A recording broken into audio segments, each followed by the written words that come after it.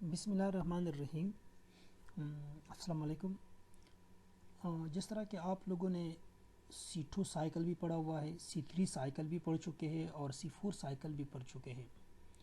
तो इन 3 साइकिल की बुनियाद पे प्लांट को डिवाइड किया गया है दो बड़े ग्रुप में। एक प्लांट को C3 प्लांट कहते हैं और दूसरे ग्रुप को C4 प्लांट्स कहते हैं। तो इनमें कुछ डिफरेंसेस भी है कि C3 प्लांट्स के क्या क्या कैरेक्टर होंगे और C4 प्लांट के क्या क्या कैरेक्टर होंगे, उसके मुताबिक इनकी डिफ्रेंशिएशन है। और दूसरा जो टॉपिक है वो है photo respiration and respiration. Photo respiration या जिसको आप C2 साइकिल भी कहते हैं वो ऑलरेडी आप पढ़ चुके हैं। रिस्पायरेशन इससे पहले आप पढ़ चुके होंगे, अभी तक नहीं पढ़ा, लेकिन इनके दरमियान भी एक डिफरेंस है, एक चंद डिफरेंसेस है कि ये दो जो एक फोटो रिस्पायरेशन के दूसरे को रिस्पायरेशन, तो इन दोनों में क्या क्या फ़र्क है। तो हमारे जो टॉपिक आज दो होंगे, एक C3 और C4 के दरमियान डिफरेंस करना और दूसरा रिस्पायरेशन और फोटो रिस्पायरेशन के दरमियान जो है वो डिफरेंस करना। तो हमारा जो पहला वो है the difference between C3 and C4 plant. यहाँ पे आप देख सकते हैं कि हमने कुछ 5, 6, 7 डिफरेंसेस लेके हुए हैं। तो ये है C3 प्लांट जो कि लेफ़्ट साइड पे है और राइट साइड पे है C4 प्लांट। तो C3 प्लांट का पहला कैरेक्टर है कि carbon pathway is C3 pathway.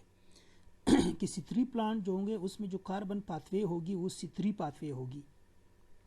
इसमें जो फर्स्ट कंपाउंड बनेगा स्टेबल वो फास्फोग्लिसरिक एसिड होगा। फास्फोग्लिसरिक एसिड 3 कार्बन कंपाउंड है। जबकि जो C4 प्लांट है उसमें जो पाथवे होगी उसमें जो कंपाउंड बनेगा उसमें 4 कार्बन होंगे और इसी वजह से इसको C4 पाथवे भी कहते हैं। और कंपाउंड का नाम जो है वो एस्पार्टेट या मेलेट है। तो एस्पार्टेट और मिलेट जो है इसका स्ट्रक्चर अगर आप देख ले तो उसमें 4 कार्बन है, तो उसकी निस्बत इसको हम C4 पाथवे कह सकते हैं।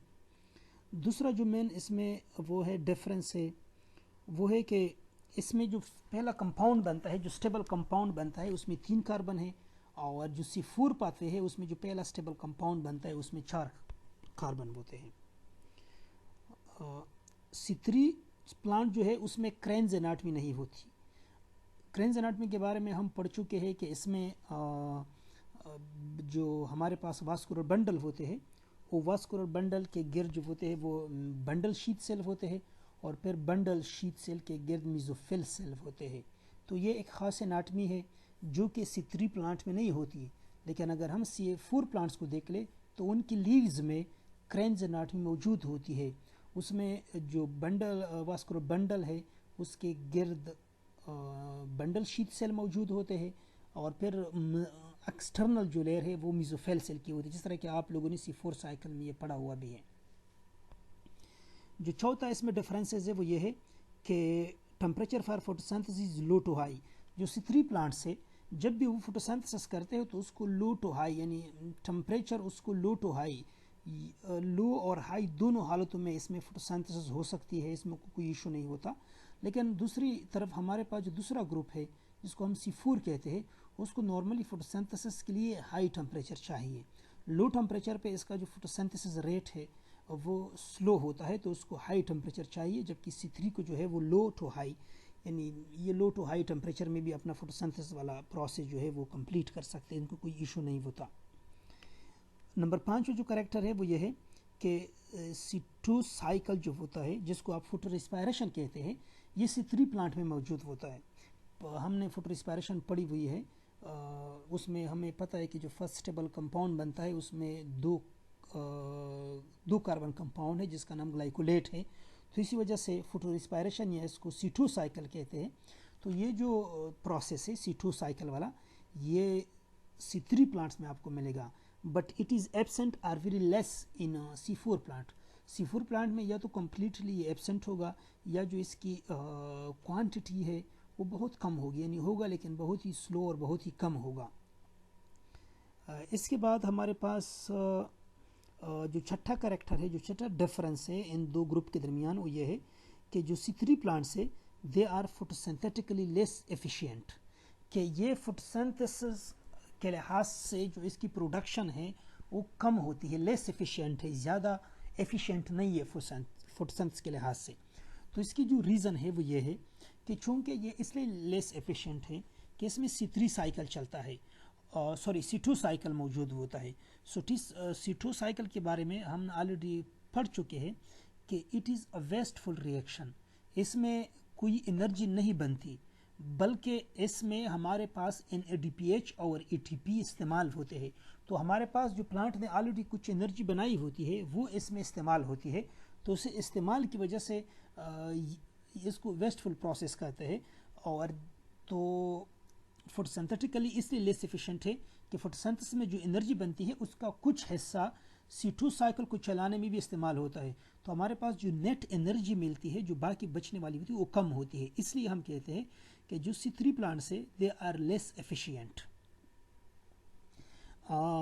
जबकि C4 प्लांट जो है वो मोर एफिशिएंट है। अब सवाल ये है कि ये मोर एफिशिएंट क्यों है? ये इसलिए मोर एफिशिएंट है कि इसमें जो एनर्जी बनती है, टोटल एनर्जी, उस सारी की सारी एनर्जी प्लांट इस्तेमाल कर लेता है। इसमें चूंकि C2 साइकिल चलता नहीं है, तो उसके न चलने की वजह से पूरी की पूरी एनर्जी जो होती है वो प्लांट यूज़ करती है। तो यही वजह है कि C4 प्लांट जो होते हैं they are photosynthetically more efficient as compare to C3 plants. जो सातवां है रिलीज CO2 इन लाइट, कि इसमें CO2 जो होता है वो निकलता है बाहर, ये इवॉल्व करते हैं। आप लोगों ने C3 साइकिल में देखा होगा कि उसमें जो C2 रिएक्शन है, यानी जो फोटो रेस्पायरेशन है, वहाँ पे जब लाइट पड़ती है तो लाइट की वजह से ग्लाइसिन से CO2 मालिक्यूल निकलता है। आप लोग इसको देख भी सकते हैं माइटोकॉन्ड्रिया में कि लाइट की वजह से ये जो CO2 मालिक्यूल वो बाहर निकलता है। जबकि हमारे पास जो C4 प्लांट है इसके ऊपर लाइट का कोई इफेक्ट नहीं होता, यानी CO2 के बाहर रिलीज होने पे वाटर का कोई इफेक्ट नहीं होता, ये नॉर्मल है। जबकि दूसरे में नॉर्मली जब लाइट पड़ने के बाद CO2 निकलता है, इसलिए तो यहाँ पे जो C2 साइकिल उसको फोटो रिस्पायरेशन कहते हैं कि ऐसी रिस्पायरेशन जो लाइट की मौजूदगी में हो। और रिस्पायरेशन के बारे में जो है हम ऑलरेडी जानते हैं कि इसमें CO2 बाहर निकलता है। तो ये 7 डिफरेंसेस है बिटवीन C3 प्लांट्स और C4 प्लांट्स।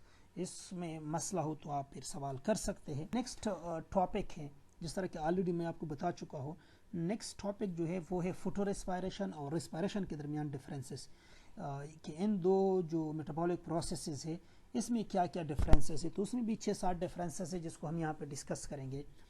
फोटो रेस्पायरेशन, एक साइड पे फोटो रेस्पायरेशन है, दूसरे साइड पे रेस्पायरेशन है।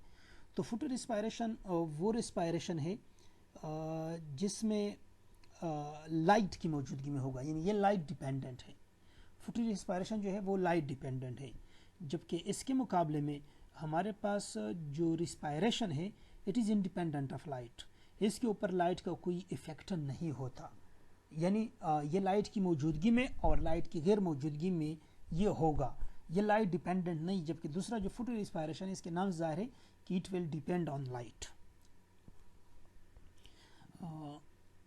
और फोटो रेस्पायरेशन में आप देख भी चुके हैं कि लाइट जो होता है उसकी मौजूदगी में से CO2 बाहर निकलता है, तो इसलिए इसको हम कहते हैं कि इट इज़ लाइट डिपेंडेंट। दूसरा जो डिफरेंस है वो ये है कि दिस फोटो रेस्पायरेशन ओनली आकर इन ग्रीन टिश्यू ऑफ प्लांट, कि हम ऑलरेडी पढ़ चुके हैं कि ये सिर्फ क्लोरोफिलस टिश्यू में होगा। ये जो फोटो रेस्पायरेशन है ये सिर्फ ग्रीन टिश्यू में होगा, इसका मतलब है कि ये रूट में नहीं होता, ये शूट में नहीं होता, ये नॉर्मली ब्रांचेस में नहीं होता।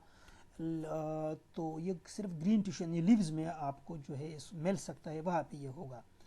इसके मुकाबले में जो रिस्पायरेशन है इट इज़ नॉर्मली आकर in all tissues of the plant, plant में जितने भी टिश्यूज़ होते हैं, वो रूट है, वो शूट है, वो ब्रांचेस है, उन सब में आपको जो रिस्पायरेशन है वो होगा, वो आपको मिलेगा। तो ये इसमें एक बड़ा फ़र्क ये भी है। तीसरा जो फ़र्क है it is dependent on C3 cycle, कि जो फोटो रिस्पायरेशन है ये C3 साइकिल पे डिपेंड करता है। हम ऑलरेडी पढ़ चुके हैं कि फोटो रिस्पायरेशन में जो एनर्जी होती है या जो प्लांट से इसे 3 प्लांट में पाया जाता है फोटो रिस्पायरेशन, तो उसकी वजह से हम कह सकते हैं कि ये जो रिस्पायरेशन है फोटो रिस्पायरेशन C3 प्लांट्स में होने की वजह से ये C3 साइकिल के ऊपर डिपेंड करता है, C3 साइकिल के ऊपर, क्योंकि C3 साइकिल की वजह से इसको RUBP जो एक कंपाउंड है, अगर आप इसका देख ले तो इसका जो फर्स्ट कंपाउंड है RUBP राइबोस 1,5 बिसफॉस्फेट, वो कंपाउंड्स ऑक्सीजन के साथ रिएक्शन करता है, इसका फर्स्ट रिएक्शन है। तो RUBP कहाँ से आता है? वो C3 साइकिल से आता है, इसलिए हम कहते हैं कि it is dependent on C3 cycle, कि इसका फर्स्ट स्टेबल कंपाउंड जो है वो RUBP वो C3 साइकिल से आता है। हमारे साथ जो दूसरा है respiration, it is independent of C3 cycle, इसके ऊपर कोई इफेक्ट नहीं होता C3 साइकिल का, इसका C3 साइकिल के साथ कोई ताल्लुक नहीं है, it is independent of C3 cycle. जो हमारा जो नेक्स्ट जो डिफरेंस है वो ये है कि फोटो रिस्पायरेशन जो है वो 3 ऑर्गेनिज्म में है, आप लोग पढ़ भी चुके हैं। एक है क्लोरोप्लास्ट, फिर है जो है पैराक्सीसोम, और फिर है माइटोकॉन्ड्रिया। ये 3 ऑर्गेनिज्म में ये पाया जाता है। जबकि हमारे पास जो रिस्पायरेशन है इट ऑकर इन 2 ऑर्गेनेल्स, 2 मतलब कि 2 मेन हिस्से है सेल के। एक है साइटोप्लाज्म जिसको आप साइटोसोल कहते हैं, यानी ये साइटोप्लाज्म के साइटोसोल में होगा, और दूसरा जो है माइटोकॉन्ड्रिया है वो माइटोकॉन्ड्रिया में होगा। इसका एक पोर्शन है ग्लाइकोलाइसिस, वो साइटोसोल में होता है, और दूसरा जो पोर्शन है Krebs cycle and electron transport chain वो माइटोकॉन्ड्रिया में होता है। तो इसलिए हम कहते हैं कि ये 2 ऑर्गेनेल्स में होता है। इसके बाद जो 5वां है वो ये है कि consume O2 at 3 places and release CO2 at 1 places. Photorespiration में अगर आप इसका पूरा वो स्ट्रक्चर देख लें, वो पूरा मैकेनिज्म पाथवे देख लें, तो आप देख सकते हैं कि 3 ऐसी जगह है जहाँ पे CO2 जो होता है वो जहाँ पे ऑक्सीजन जो होता है वो इस्तेमाल होता है, वो यूज़ होता है। यानी 3 जगहों पे ऑक्सीजन इस्तेमाल, 3 ऐसे रिएक्शन है जहाँ पे ऑक्सीजन हिस्सा लेता है, जबकि एक ऐसी जगह पे है जहाँ पे CO2 बाहर निकलता है। तो 3 जगहों पे ऑक्सीजन हिस्सा लेता है, वो यूज़ होता है, और एक जगह पे CO2 जो होता है वो बाहर निकलता है। इसके मुकाबले में जो हमारे पास रिस्पायरेशन है उसमें ऑक्सीजन जो होता है वो क्या होता है, एक जगह पे यूज़ होता है और 3 जगहों पे निकलता है। 3 जगहों पे वो क्या होगा, वो निकलेगा। आप रिस्पायरेशन को देख ले, नॉर्मली वो जो इलेक्ट्रॉन ट्रांसपोर्ट चेन है वहाँ यहाँ पे यूज़ होगा, और CO2 को अगर आपने देखना है तो उसको भी आप देख सकते हैं कि क्रेब्स साइकिल को अगर आप देख ले तो वहाँ पे ये बाहर निकलता है, 3 जगहों पे CO2 बाहर निकलता है कंपाउंड से मुख्तलिफ रिएक्शन में। इसके बाद जो छठा है वो ये है कि 1NH3 molecule released in photo respiration. Photo respiration में जहाँ पे CO2 निकलता है वहाँ पे एक NH3 का मालिक्यूल भी निकलता है, जबकि रिस्पायरेशन जो है नॉर्मल रिस्पायरेशन या जिसको माइटोकॉन्ड्रियल रिस्पायरेशन भी कहते हैं, इसका NH3 रिलीज से यानी कोई ताल्लुक नहीं है। इस प्रोसेस में रिस्पायरेशन में कोई NH3 जो होता है वो बाहर नहीं निकलता। Number 7, influence by concentration of O2 and CO2। जो फोटो रिस्पायरेशन है इसके ऊपर O2 यानी ऑक्सीजन और कार्बन डाइऑक्साइड का इफेक्ट होता है। हम ऑलरेडी पढ़ चुके हैं, हम ऑलरेडी C2 साइकिल में ये बात पढ़ चुके हैं। दोबारा मैं आपको समझाता हूँ कि C2 साइकिल उस वक्त होगा जब CO2 की जो मकदार होती है कार्बन डाइऑक्साइड वो बहुत ही कम हो जाए। तो जब वो कम हो जाए तो C3 प्लांट्स उस कम मकदार को इस्तेमाल नहीं कर सकते, तो फिर CO2 की जगह ऑक्सीजन आ जाएगा, क्योंकि इसमें रोबेस्को एंजाइम इस्तेमाल होता है। रोबेस्को एंजाइम के 2 साइड से, एक को कहते हैं कार्बोक्सिलेज, दूसरे को कहते हैं ऑक्सीडेज। यानी कार्बोक्सिलेज का मतलब क्या होता है कि ये CO2 की एडिशन भी कर सकता है, और ऑक्सीडेज का मतलब क्या होता है कि ये एक ही टाइम पे ऑक्सीजन की एडिशन भी कर सकता है। तो जब CO2 की मकदार कम हो जाती है तो फिर ऑक्सीजन को मौका मिलता है, और ऑक्सीजन जो होता है वो फिर RUBP यानी राइबोज 1,5 बिसफॉस्फेट के साथ मिल के जो है वो क्या बना लेता है, PGA भी बना लेता है, फास्फोग्लूकोनेट भी बना लेता है। तो इसलिए हम कहते हैं कि फोटो रिस्पायरेशन जो होती है वो डिपेंड करती है concentration of O2 and CO2। जबकि हमारे पास जो दूसरा है रेस्पायरेशन, नॉर्मली कोई कंपटीशन नहीं होती, कोई डिपेंडेंसी नहीं होती ऑक्सीजन में और CO2 में, तो इनका कोई ताल्लुक नहीं है ऑक्सीजन और CO2 की।